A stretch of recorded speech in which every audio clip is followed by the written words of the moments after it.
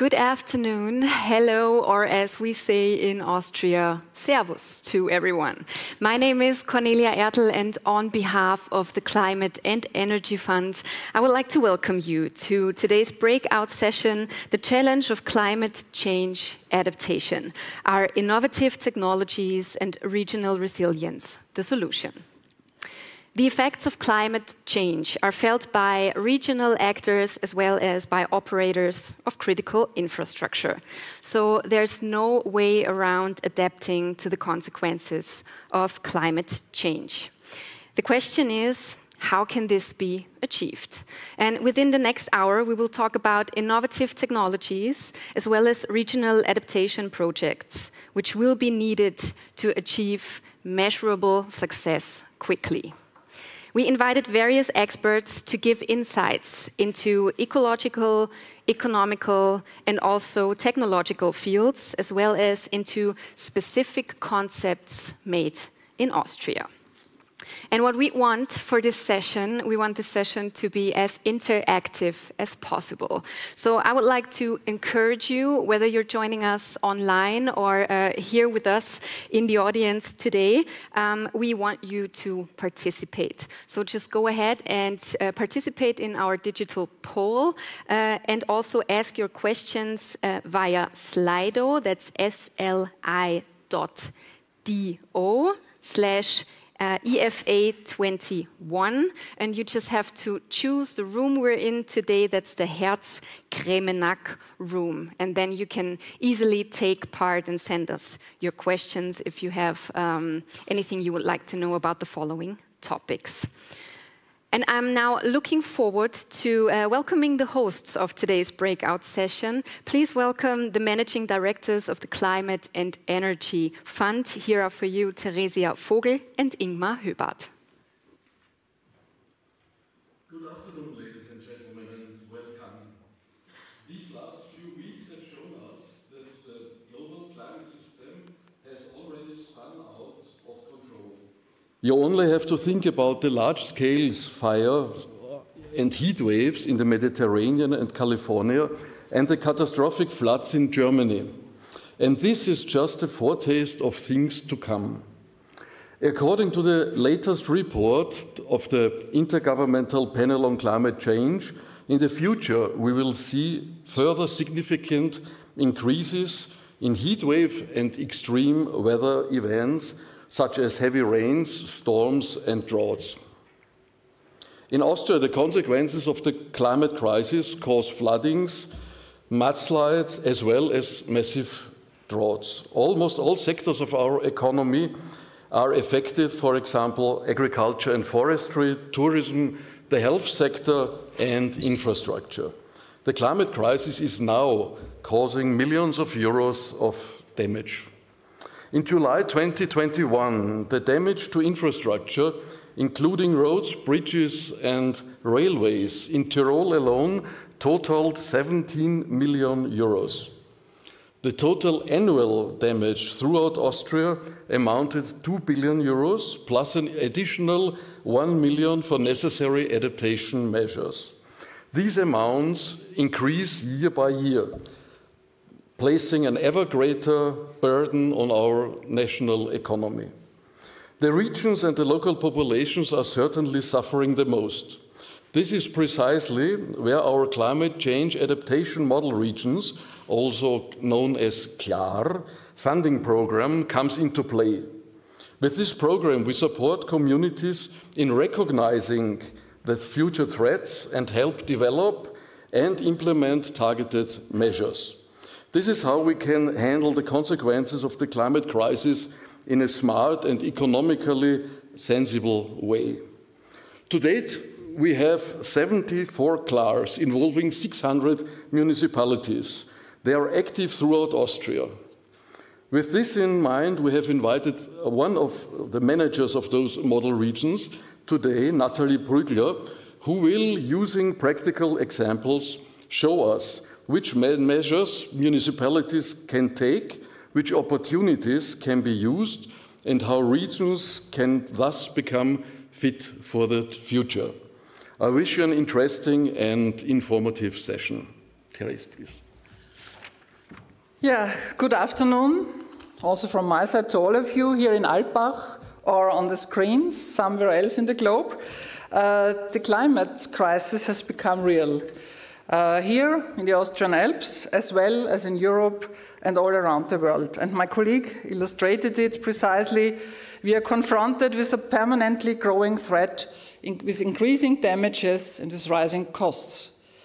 Efficient action is urgently needed.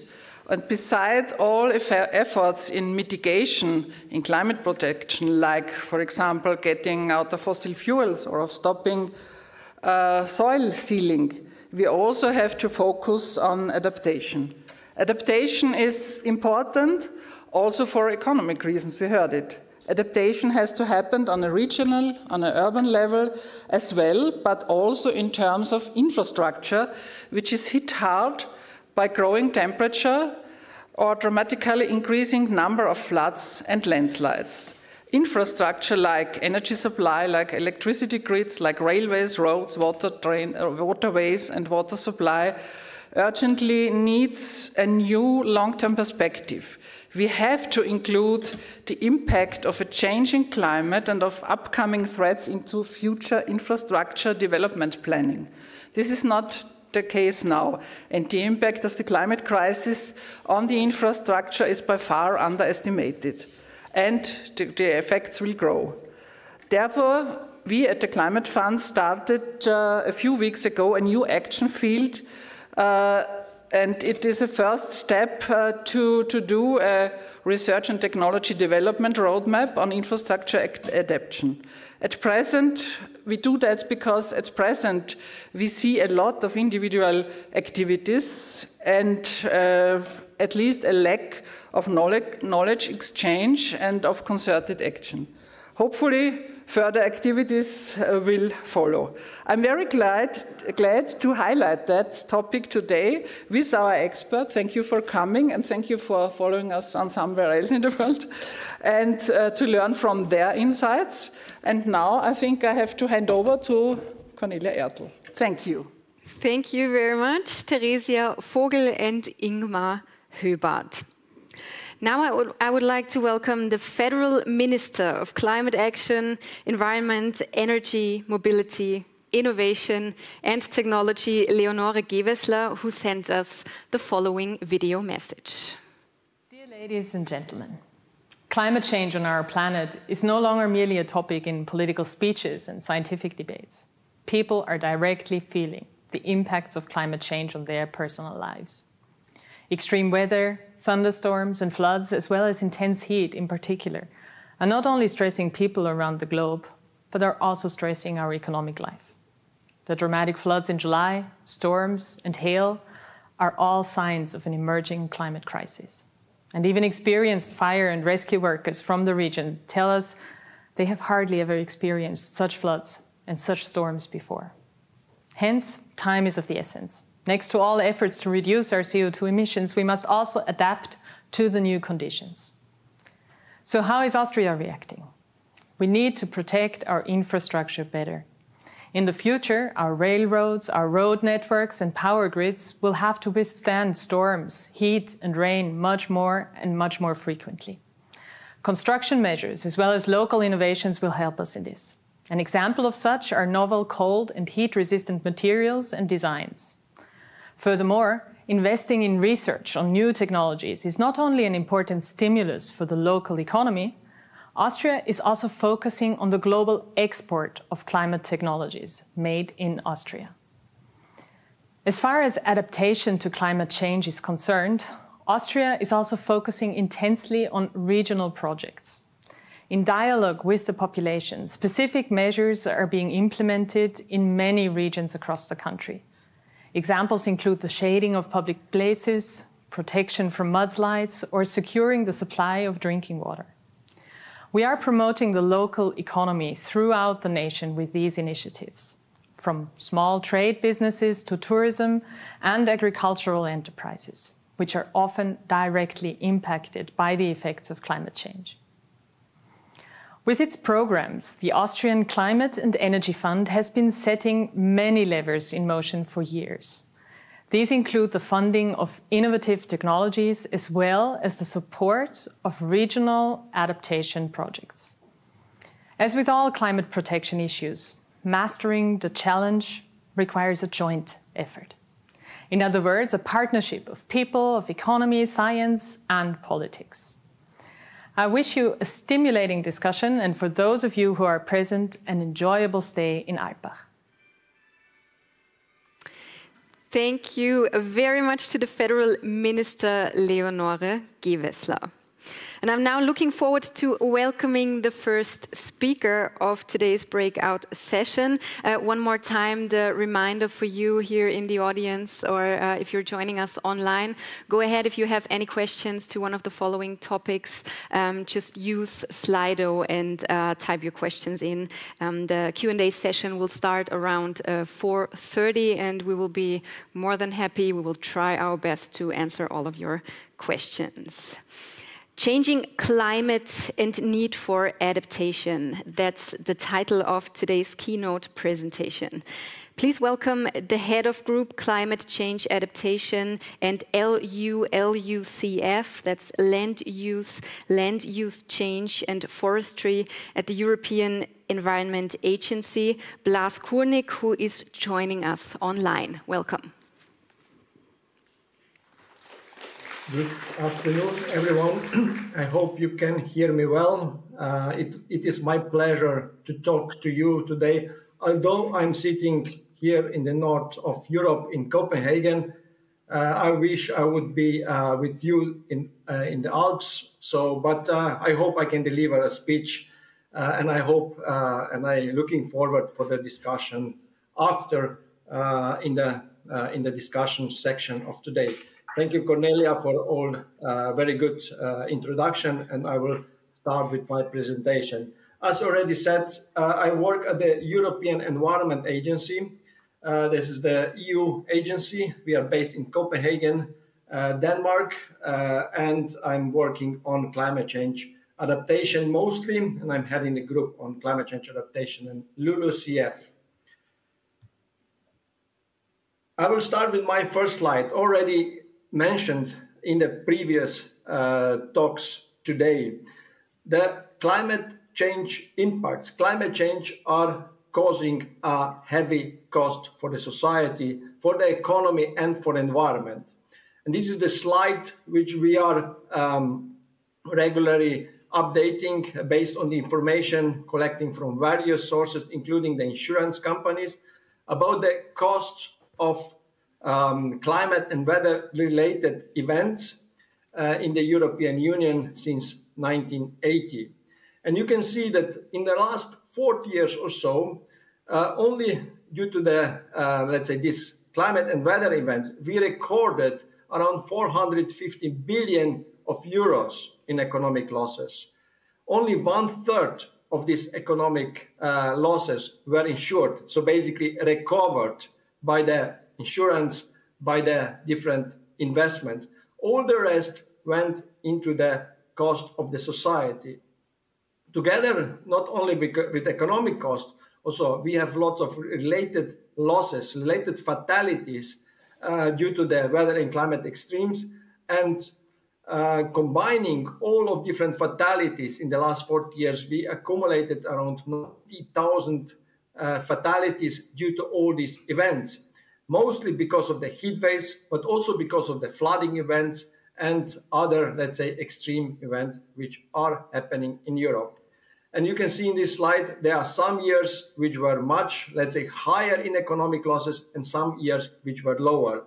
Based on the projections of climate change, based on the studies done by our colleagues in Joint Research Center, you can, and this is not presented in these slides, the projected economic losses will be much higher in the future, up to 1,000 times based on the scenarios and based on the different, let's say, adaptation approaches, which are, of course, varying and they are very difficult to project in the future. So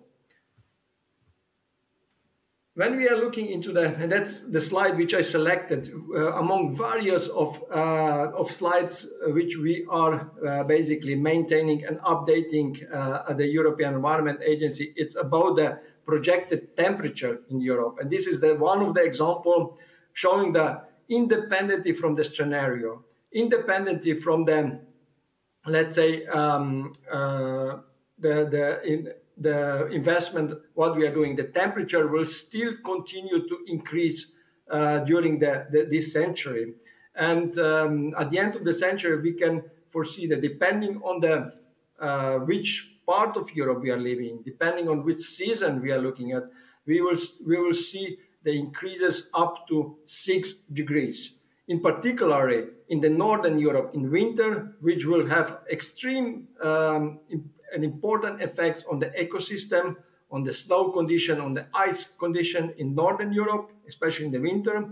And in the southern Europe, especially in the summer, the increases are higher, and this will have an effect on the number of heat waves, number of drought events, and so on. When we look to the central Europe, where the Alpine region lies, and where the Austria is situated as well, we can see that the effects on both extreme increases in temperature in the winter and also in the summer will have effect, and having combined effect on the water cycle, on the heat waves, on the various conditions, and various impacts will also affect the society, environment, and economy in that region as well. And for that, we need to start doing something. And this is the one example which I wanted to show it. I selected today, and what we are basically collecting and doing at the Environment Agency, it's about what the countries are doing. So by now, we can see that all EU member states have prepared a dedicated adaptation policy. This can be adaptation plan, this can be adaptation strategies. And some of the member states have started evaluating how successful these strategies are, how successful these plans are, and what else they need to do in particular when they will start developing the new generation, the new, let's say, the new type of the adaptation policies. And you can see that some countries are, in particular the front runners, have started developing the policy already a while ago, developing a new generation of these policies. And here it's quite visible in the blue color on the slide. Although only few countries have started measuring the progress, have started developing the indicators which could actually tell us, are we successful in developing this strategy, these plans? Are we successful in preparing, let's say, the implementation plans, and so on? Only few countries have so-called indicators in place, and there is quite a lot of work still to be done.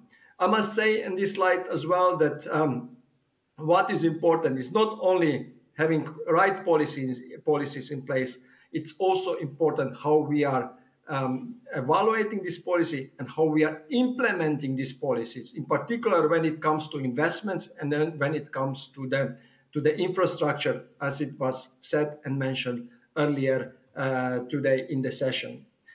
And this leads me to my last slide, which I would just like in few sentences, in few bullet points, summarize that making the right investment is not only important in terms of money, but it's also important in terms of efforts. More efforts needs to go in particular to focus in the adaptation, not only on the mitigation.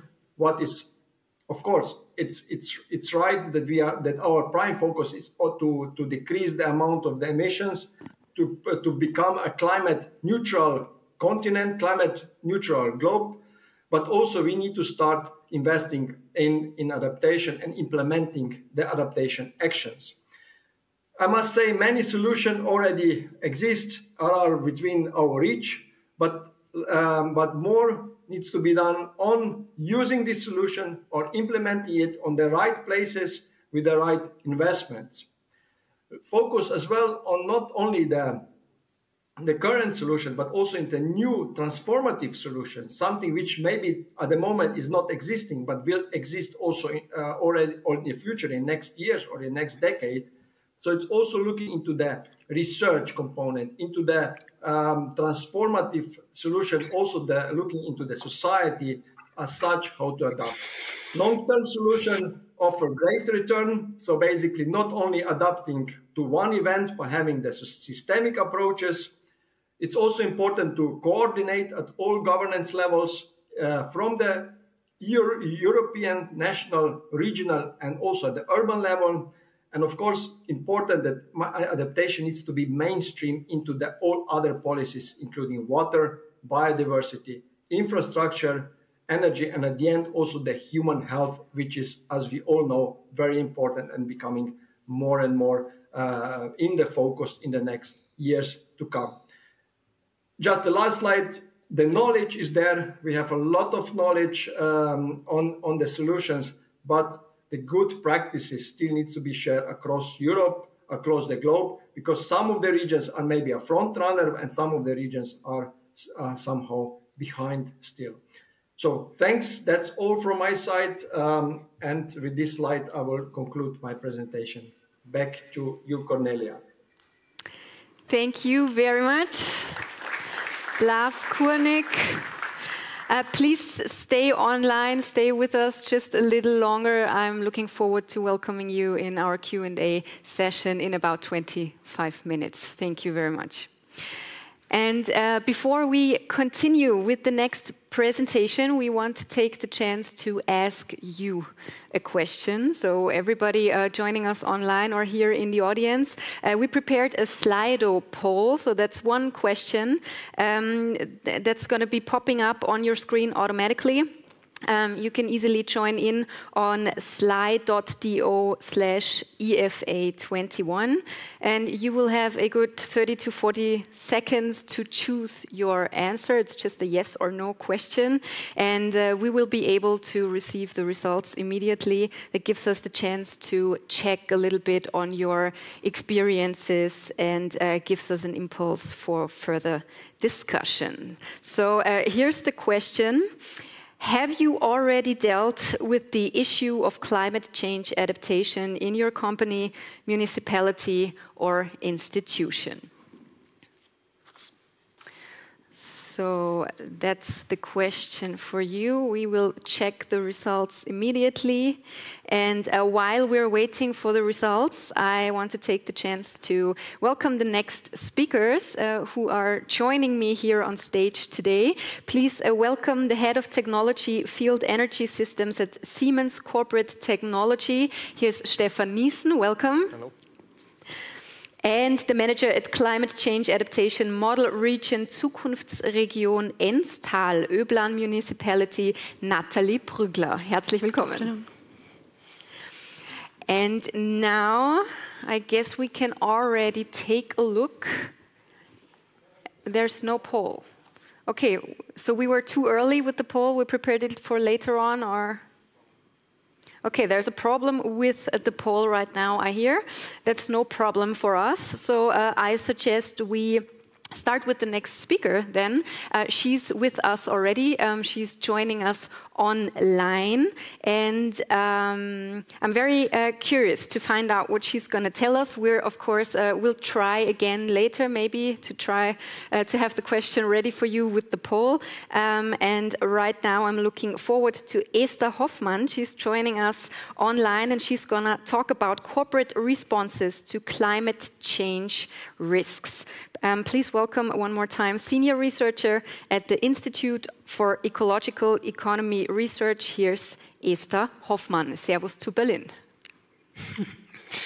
Yeah, thank you very much for inviting me to this interesting panel. And yeah, unfortunately, it was too far away for me to travel. And so I stayed in Berlin, where it's very rainy today. I'm happy to speak to you.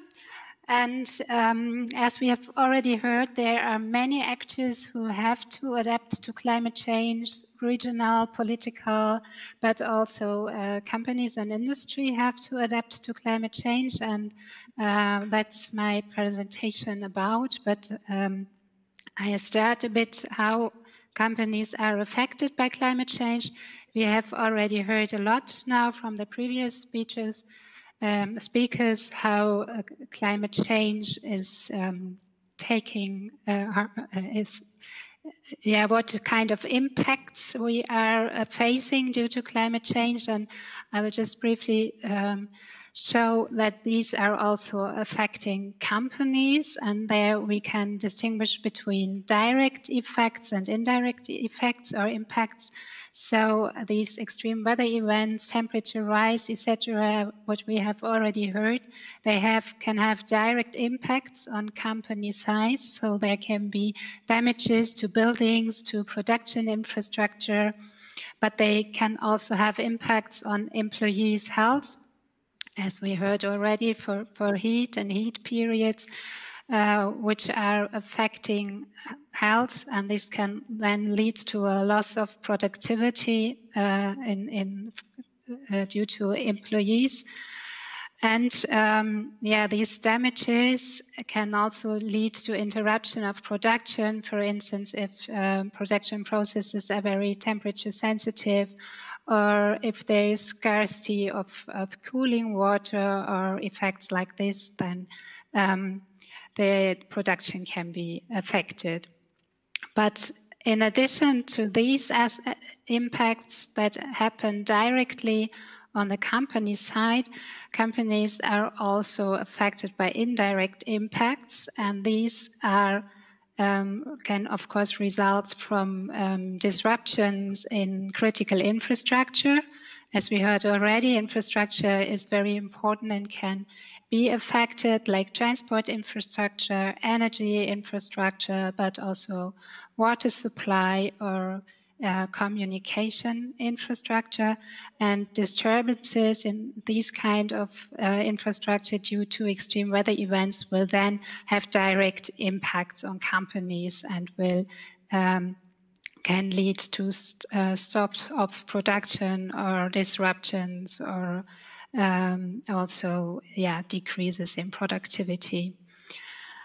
And of course, companies are also very much dependent on their supply chains. And if there are, for instance, extreme weather events or in other regions of the world where companies source from, then through the supply chains, these impacts will also address the companies and lead again to shortages of supply and disturbances. So if we see these both direct and indirect impacts, and it is clear that companies have to become more resilient against climate change, so to be better prepared to deal with all kinds of impacts and disturbances. And there are different possibilities how companies can react or can prepare and adapt to climate change. They can take adaptation measures at the company side, but also on the supply side or on the demand side. And I grouped here the kind of measures into different categories. So companies can take technical measures, nature-based solutions, or organizational measures. Technical measures are mainly on the company side, but companies can also support their suppliers in implementing technical measures. And these could be, for instance, energy efficient cooling measures like combined heat, power and cooling, or night cooling techniques. Technical measures could also be appropriate to protect against floods, so drainage systems, valves, or thresholds that protect from water coming into and making damages of the buildings. But especially for dealing with water, with heavy rain, but also with heat, nature-based solutions are very well can be implemented. So that would be, for instance, like greening measures, greening of buildings, greening of roofs, converting to unsealed surfaces, and all these measures help to increase water storage capacity and infiltration and prepare to deal with heavy rain. And they also have a cooling effect. And additionally, they have many synergies with other challenges. For instance, they also help to improve and increase biodiversity. So nature-based solutions are an approach which is very appropriate for climate adaptation, and also one approach that companies can take at their sites or where they can support suppliers in implementing these. And then we have a whole bundle of organizational measures that companies can take to adapt to climate change.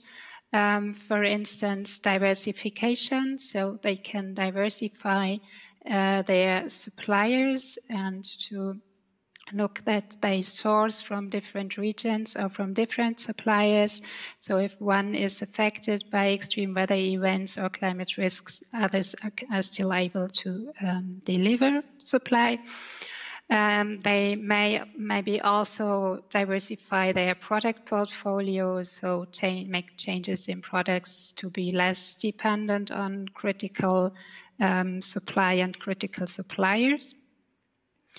Then regarding management, there are different solutions. Of course, one is to include climate change risks into risk management and to update contingency plans for these extreme weather events and to make sure that the company is connected to warning systems.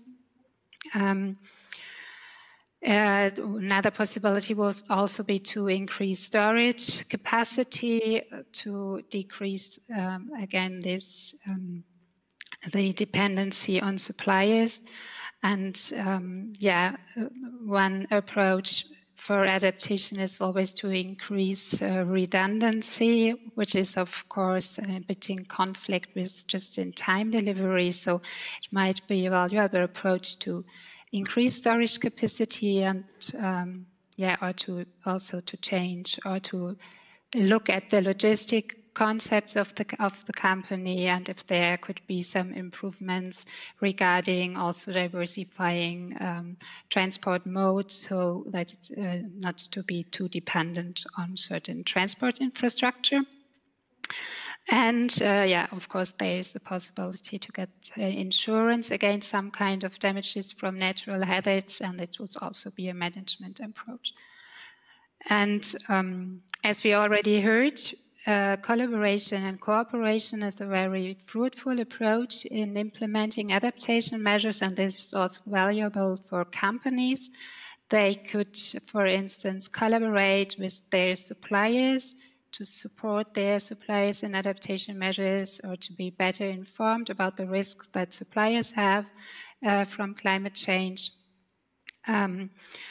They could, for greening measures, for instance, these nature-based solutions I mentioned, it would be a good approach to cooperate with local authorities, or also for vulnerability assessments to cooperate with researchers, and also cooperation with sector organizations or with other companies can be a good approach, especially to support suppliers in adaptation.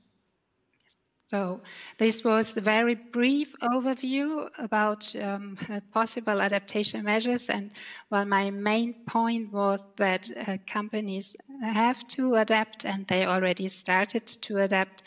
Climate change is a huge challenge that is also coming for the economy and for companies. But there are many different possibilities to adapt, and companies should act now, not only on mitigation, but also on adaptation. Thank you. Thank you very much, Esther Hoffmann. And I want to apologize one more time. We had a tiny technical problem before, but now the Slido poll is online. So real quick, we want to ask you a question, and we would be happy if you join in. The question is, have you already dealt with the issue of climate change adaptation in your company, municipality, or institution? So just go on the sly.do/EFA21 site And there you can participate. We shall receive the results immediately, so within the next 30 or 40 seconds, I hope.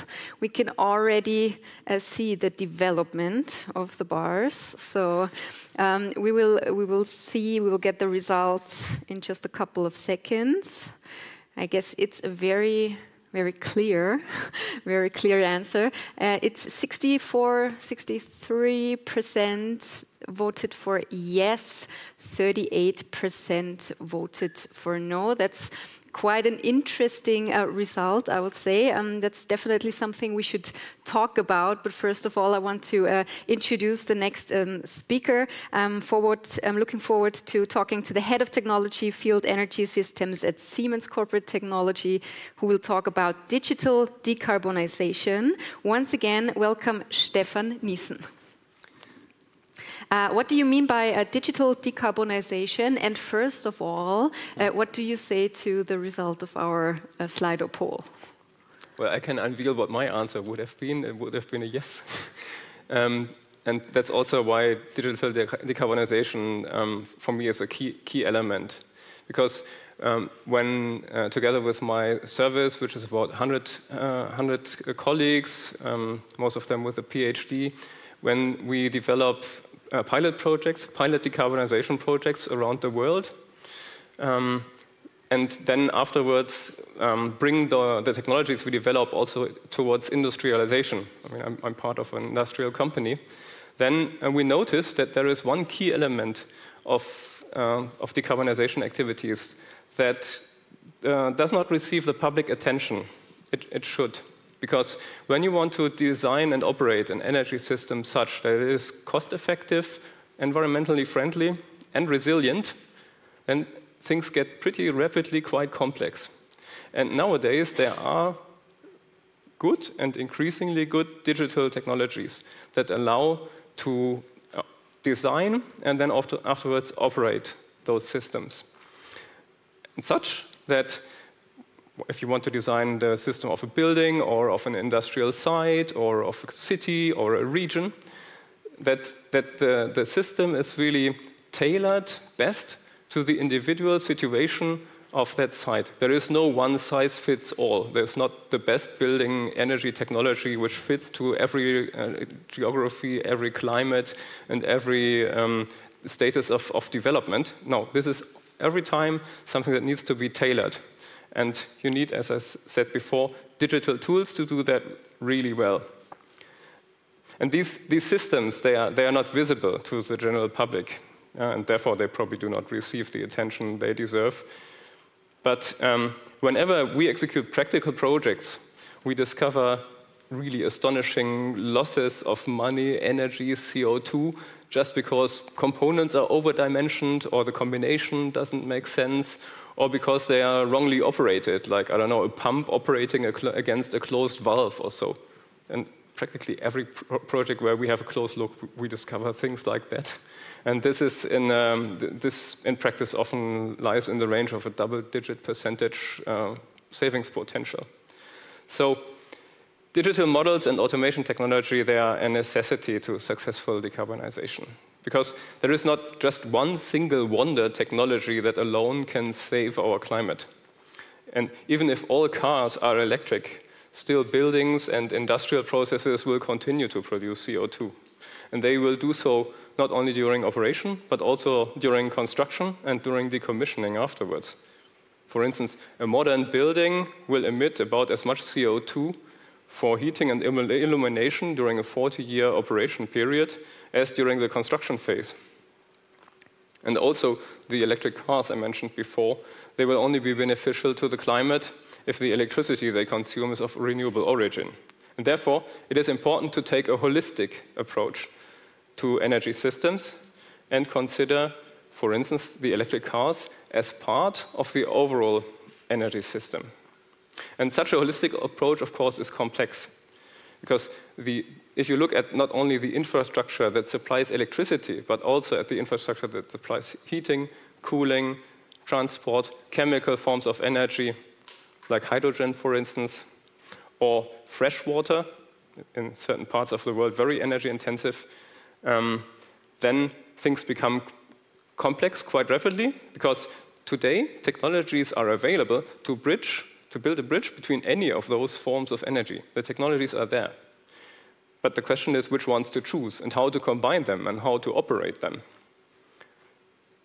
Because storing energy is normally much more cost-effective in any other form than electricity. Thermal storages, ice storages are pretty cost-effective, or tanks for fresh water, practically no losses. And these couplings, they can bring the necessary flexibility that we need in order to compensate the fluctuations of the renewables. And then, so far about the theory. The real challenges and opportunities can only be discovered and addressed in the practical implementation. So my research groups are based in different cities in Germany, in Russia, in China, and I'm currently building up a team also in the US.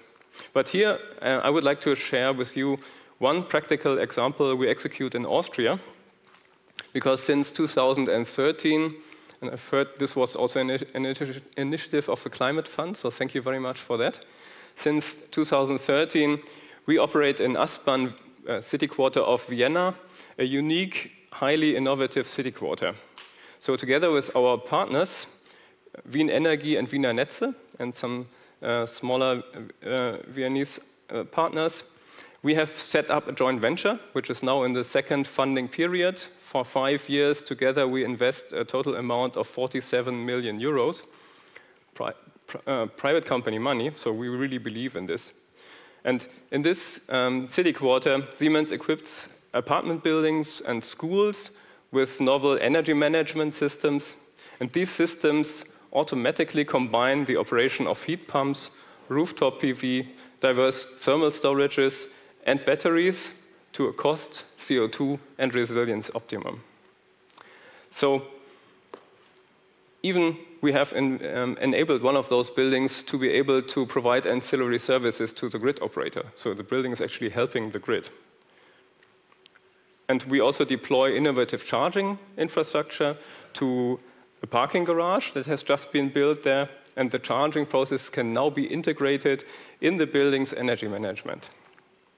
And also the distribution grid there has a high degree of digitalization, decision support for operators and field engineers, allowing to leverage the flexibility of the buildings and thus helping to compensate any potential grid constraints. So let me conclude. Our energy systems are getting increasingly complex, and this provides enormous chances. The complexity can only be mastered with digital technologies like distributed sensors, communication technology, digital analysis, and decision support.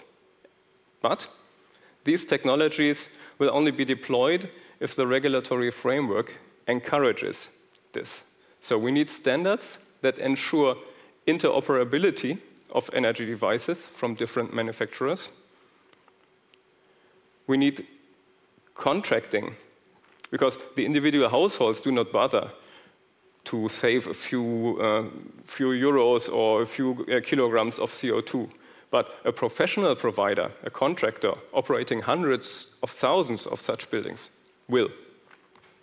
And investments in intelligence instead of only copper need to be encouraged by the regulatory framework. I thank you for your attention. Thank you very much, Stefan Niessen. And I suggest we dive right into the next topic and listen to best practice examples of climate change adaptation on community level. And therefore, she can tell us more about it. The manager, Climate Change Adaptation Model Region Zukunftsregion Ennstal, Natalie Prüggler. Bitte schön. Thank you very much for the introduction. Good afternoon, ladies and gentlemen. I'm happy to speak this afternoon about increasing regional resilience and give you some examples of climate change adaptation in our region on the community level. The goal of our region, of the Climate Adaptation Model Region, is to help communities and citizens best prepare for the challenges of climate change we have in our region. Cooperation is the key. We are cooperating with more than 30 partners from different institutions and organizations and follow a systematic cooperation approach, a path. In a first step, we identify problems and challenges with the goal to derive the dangers, to know about more the dangers that could happen in our region in the near future, or already are happening. In a second step, we clarify the causes.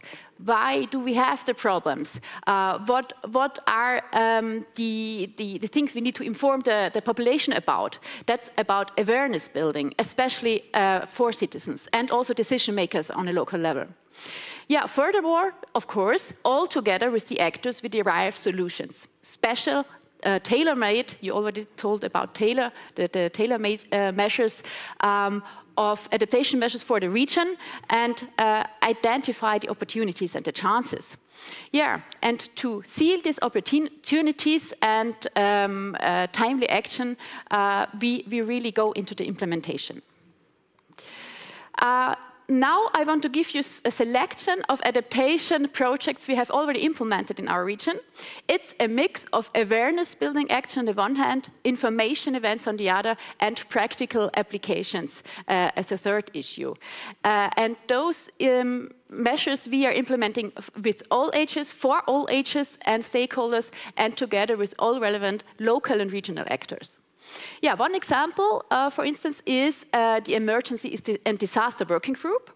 With that working group, we identified the data which is missing, we identified hotspots, we identified also missing know-how, and therefore, upon that knowledge, we organized trainings for this group as well, and founded also the Municipality Mission Control, in German Gemeindeeinsatzleitung, which already helped us very much in past events. Yeah, another bulk of events are about information, informing the citizens, the population, and specific target groups. For instance, one of these events was about self-protection measures. We conducted this together with the fire worker departments, for instance, and life, of course.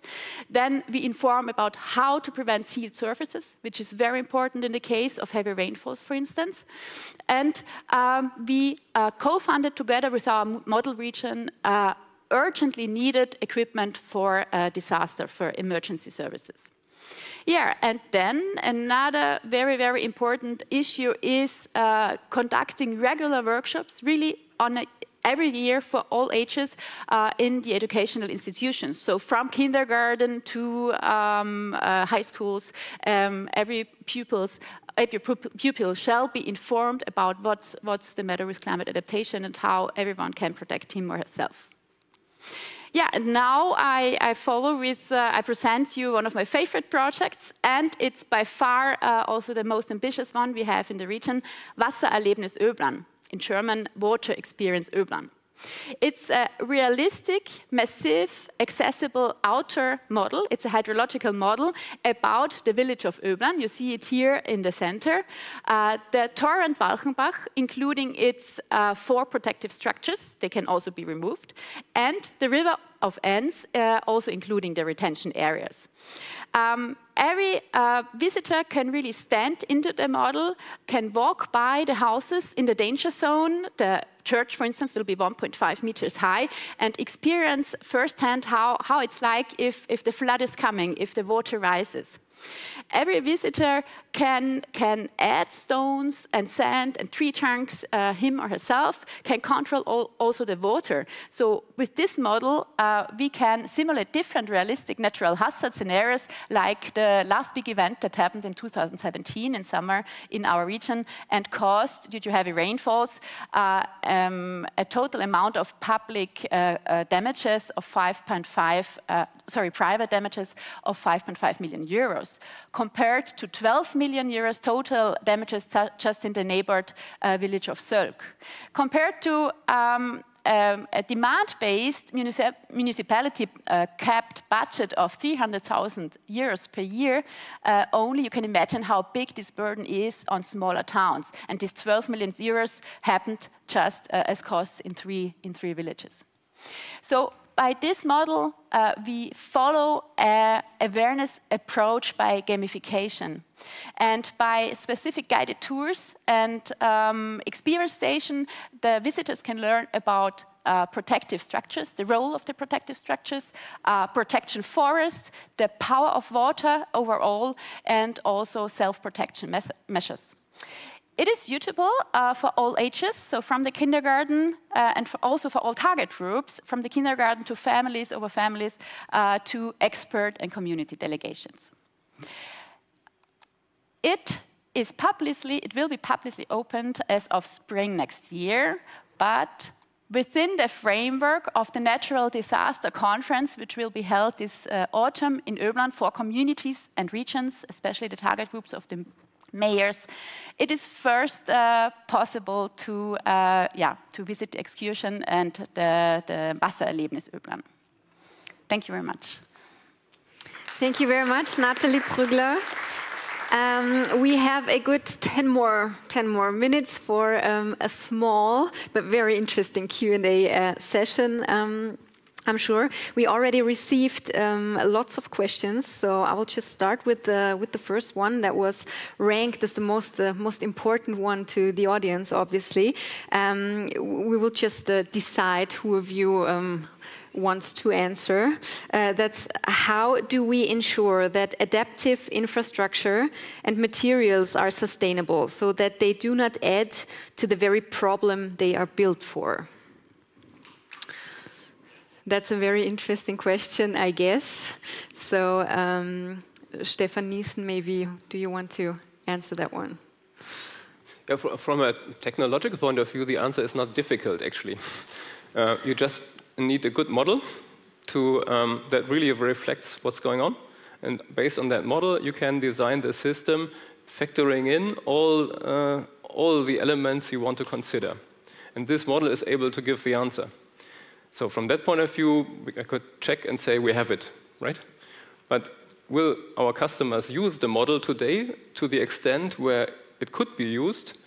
Probably not, because not all the factors that the people who have been asking the question are thinking of are currently part of the regulatory framework.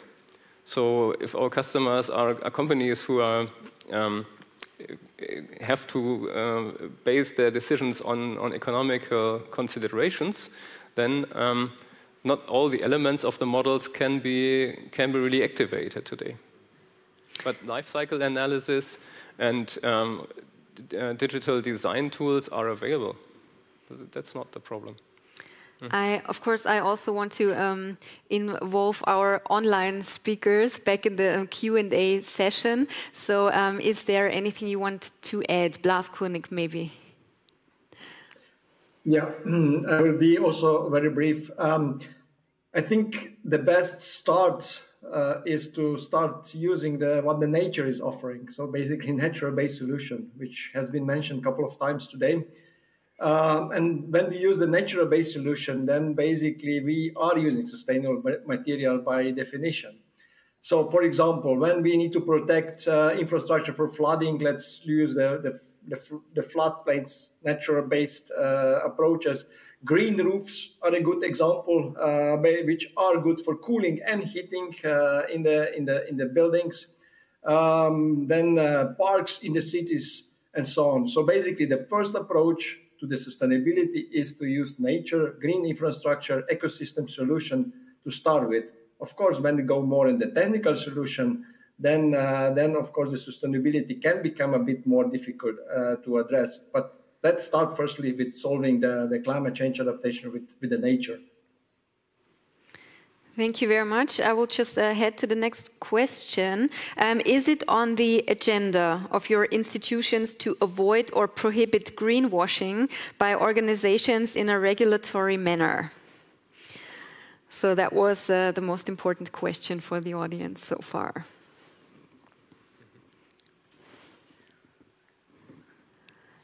Well, I don't know, it's me to start with or anyone else?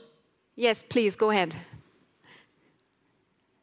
Okay, then I'll start. Yeah, that means that the greenwashing is a problem because many of the, let's say, especially when it comes to the business sector, to the economy, then many of the solutions which are not sustainable can sometimes present it as the solution. And of course, we don't have one solution for preventing the greenwashing, but I think we need to start working with some of the approaches. And for example, the sustainable finance and the taxonomy is the one approach when basically some of the greenwashing could be eliminated. Some of them, I'm saying, not everything. The second thing is to have a, let's say, transparent approach to start involving the combination of financing from private sector and also from the public sector. It's the second approach when the greenwashing can be, let's say, decreased, but we will need some time to eliminate the greenwashing from the let's say, the whole aspects or the whole spectrum of the solutions. Natalie Prüggler, please. Yeah, within our program, and it's a funded program, the Climate Adaptation Model Regions, we need to design our measures in a way that's called a good adaptation. For instance, an example is if we make some barricades so that the water might not flow into a house. The water, of course, they need to be made in a way that the water is not going to the neighbor's house, for instance. Or if we try to make the adaptation measures themselves are green measures, because we try to unseal parking lots. We try other measures don't even need any new equipment and so on. For instance, to take care for forest roads. In the case of heavy rainfalls, it's enough to just the owner of the road or the forest owner goes quickly by car up to the wood and has a look if the roads are really clear, so the water can flow away and doesn't destroy the streets. So these are really a lot of easy measures which can be done on the community level and in the same time are green measures. Also planting trees, climate adaptation trees, for instance, very, very important to enhance the protective forests. So there are many examples in that way, and they're really green examples. Stefan, Niessen, you wanted to add something? Yeah, I can add perhaps the perspective of an industrial company like Siemens. So Siemens has announced already in 2014 that by the year 2030, Siemens has the ambition to be climate neutral. So what I just perceive myself of what's going on as a consequence of that is that we are involved in a range of decarbonization programs. We are developing the decarbonization programs actually together with the colleagues for the various production sites, where we develop the schedules how to come to the climate neutrality between now and 2030. So that's concretely for our own sites. And another development I can mention is something that we develop also in order to help get the supply chain under control. Because if our sites are nice, but in the end the carbon emissions occur with our suppliers, we gain something, but not everything. So we are developing a blockchain-based technology that allows to track along the entire value chain the CO2 burden of anything that we procure. So those are two concrete measures we take in order to avoid greenwashing ourselves. I would like to address the next question to Esther Hoffmann. Would you say that the EU needs a union-wide investment framework for adaptive innovations supporting their dissemination around the continent? Well, I think a EU union-wide investment framework has already started with the taxonomy, where adaptation is also included. Well, I'm not sure if framework is meant as framework that defines what is counted as adaptation, because then I think the taxonomy is already giving some hints on that. But if framework is meant as a funding program, a European funding program for adaptation, I think this is a useful approach, but there are already possibilities for funding adaptation measures within diverse European funds. So LIFE or other regional funds where adaptation projects can be funded.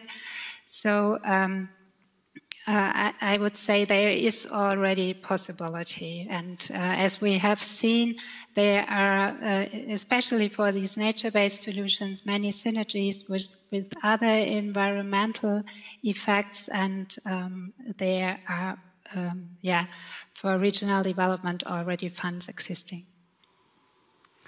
Thank you very much, Esther Hoffmann. I also want to thank Blaž Kurnik for joining in today, Stefan, Niessen and Natalie Prüggler for joining us here in Alpbach today. Unfortunately, this session slowly comes to an end. I also want to say thank you to our Federal Minister, Leonore Gewessler, for sending us a video message, and of course to the hosts of today, the Climate Energy Fund, the Managing Directors, Theresia Vogel and Ingmar Höbart. Thank you very much. I also want to thank you here in the audience and the ones joining us online today. All the best. Regards from Alpbach. Stay healthy, and I hope to see you again soon. Thank you very much.